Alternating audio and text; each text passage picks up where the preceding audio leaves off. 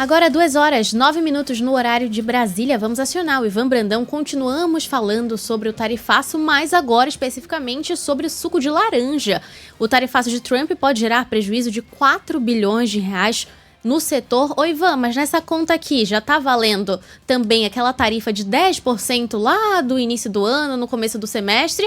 Ou é só a tarifa que entraria em vigor no dia 1º de agosto? Boa tarde para você.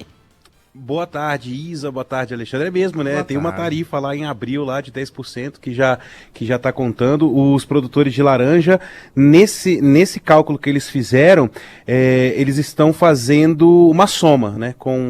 Se for somado a tarifa de abril com a nova de 50%, mas eles também fazem um cálculo aqui se for uma substituição, né? Caia de 10%, entra de 50%, mas eu vou trazer todos os números aqui para os nossos ouvintes. Por que vocês estão falando do suco de laranja?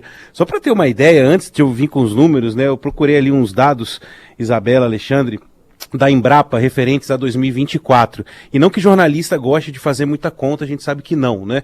Mas, fazendo uma conta ali bem rapidinha, se a gente somar todos, olha só, todas as toneladas de suco de laranja não congelado que o Brasil exportou em 2024 para todos os países da lista da Embrapa, ainda faltariam 350 milhões de quilos de suco de laranja não congelado para dar só o que os Estados Unidos compra de suco de laranja do Brasil. É um negócio gigantesco, né? É só para a gente ter uma ideia do impacto que a gente está falando aqui. Somando todos os países, tudo que foi vendido de suco de laranja não congelado para os outros países em 2024, ainda faltariam uns 350 milhões de quilos para dar o que só os Estados Unidos compraram de suco de laranja em 2024, né? E aí o que dizem aqui a Associação Nacional, um dado da Associação Nacional das Indústrias Exportadoras de Sucos Cítricos, com base em números da Secretaria de Comércio Exterior, que o impacto anual, Isa, se for somado, tá, a tarifa de 50% mais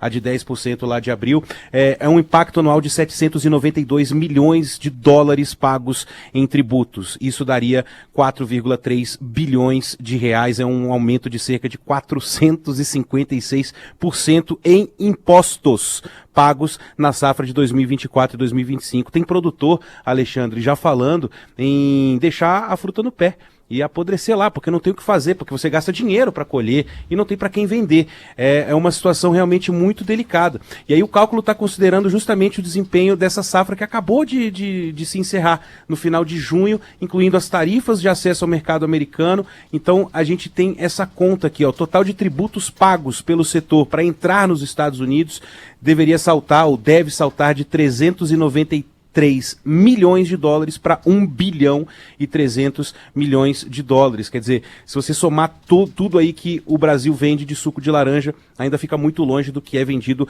apenas para os Estados Unidos, né? Hoje o Brasil paga uma tarifa que gira em torno de 415 dólares por tonelada de suco de laranja que entra nos Estados Unidos, isso com base nos cálculos da última safra. E aí, a gente está falando aqui de 415 dólares por tonelada, e aí mais ou menos uns 142 milhões de dólares pagos em impostos.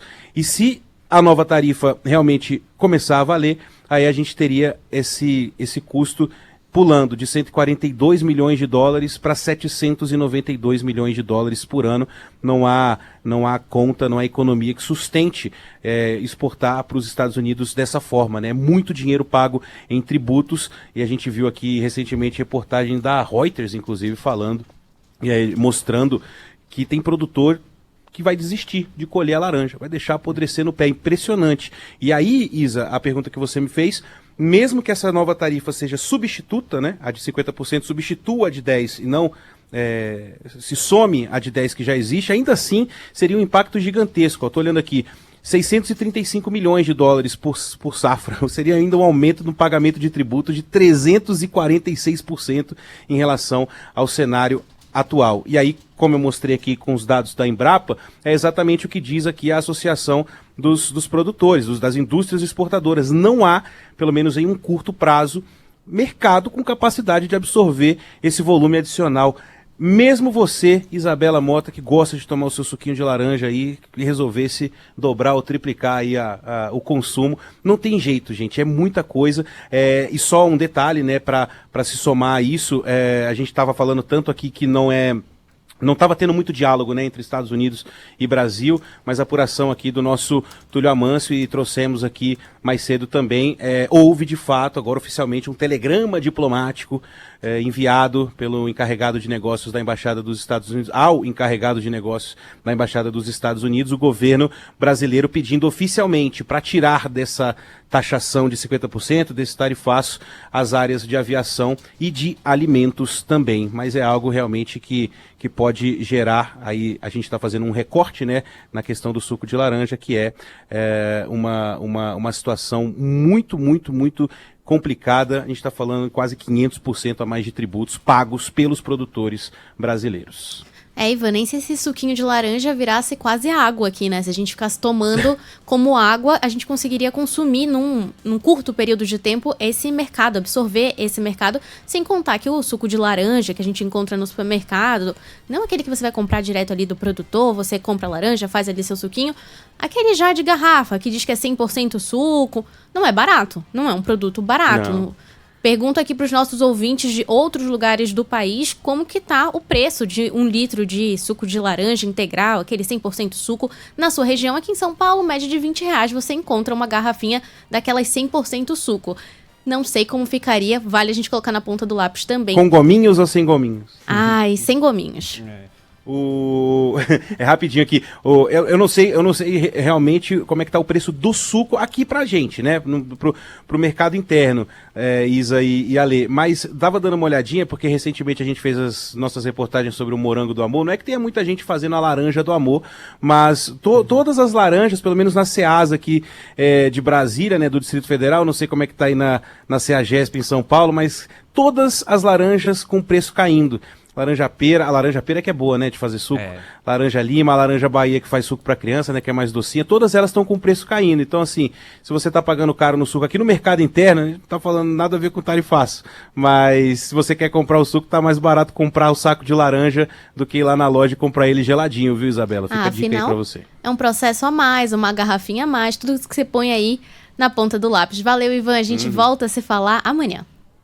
Valeu, gente. E é uma coisa super tradicional, né? Essa exportação da laranja pra lá. O Ivan, que gosta de automobilismo, ele certamente se lembra que, o Emerson Fittipaldi, época que ele corria ainda, quando ele foi pra Fórmula Indy, quando ele ganha em 1993 pela primeira vez as 500 milhas de Indianápolis, havia a tradição de beber o leite quando você sobe ao pódio, e ele bebeu o suco de laranja, que era bem típico de São Paulo. A família dele tinha uma fazenda. É uma relação muito antiga do Brasil exportando suco de laranja, e laranja mesmo, in natura, direto para os Estados Unidos. Agora, encarnando o Ivan Brandão aqui, vamos torcer para esse trabalho concentrado, né, dos senadores do governo federal, do executivo, para que, junto com a pressão dos próprios empresários daqui, dos empresários de lá, a gente consiga espremer o governo dos Estados Unidos, né? Isso. Senão a nossa produção vira pó, né? Para não ficar azedo, né? O de pozinho não é bom. O suco de pozinho não é bom. Não é bom. A gente volta a se falar amanhã, 2h17.